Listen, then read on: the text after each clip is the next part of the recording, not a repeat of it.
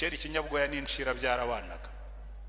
Igiki kinyabwoya murakizi? Kinyabwoya rero cyabanaga n'incira kuko byombi bifite icyo bisangiye. Byombi abantu barabyanga kuko biraryana. Ikinyabwoya kirababana, incira irarumana. Noneho ukeye ikinyabwoya kirabireba kibona kirarambiwe, kiragenda kibwira Imana, tumva rero Imana niwe wandemye umpamaho, sinayagusabye, ariko aya maho atuma abantu banyanga, none ndagira ngo umbabarire umpindurire.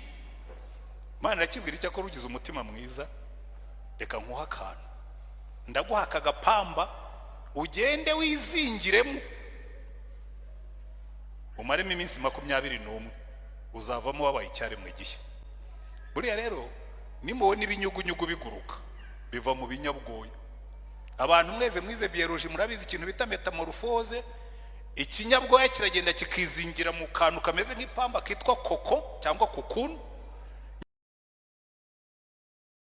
Tamabara kinyabwoya yavuyemo ikinyugunyugu kiragurutse kinyuza ahantu abana batiyo batimbega akantu keza we, abagore bati muze mureba akantu keza kari hano, gisubira mu mwobo kibwira incira kiturabizi bya bintu birakora. Haro incirira kirebera yoragomba rosha uri umupfapfu, wagiye wikuraho amahwa yawe ngo harya ngo abana bagukunze, ati n'abagore bagukunze, ati mbwira n'inyoni zagukunze, ati zizakurya nta mpuhwe zishyizemo. Atariko igitekerezo cyawe kirimo ubwenge ho gato, nanjye nagitekereje numva ngomba guhinduka. None ujye ubona ibi bintu bimeze nk'amaga mfite ku mugongo, naguze amaraso, anako naguze amavuta, unsigiririze unogerereze ndabagirane, kame munange ndaba nahindutseho. Kinyugunyugu gifata amavuta kirayisiga, kirasiga, kiranogerereza. Wari wabona inzoka yukubiseho urumuri irashashagirana, arasiga, incira irasohoka igenda nombagira nk'incira nyine. Umwana we ati dore inzoka we, umugore ati dore inzoka, bazana inkoni subira mu mwobo iti bari banyishe.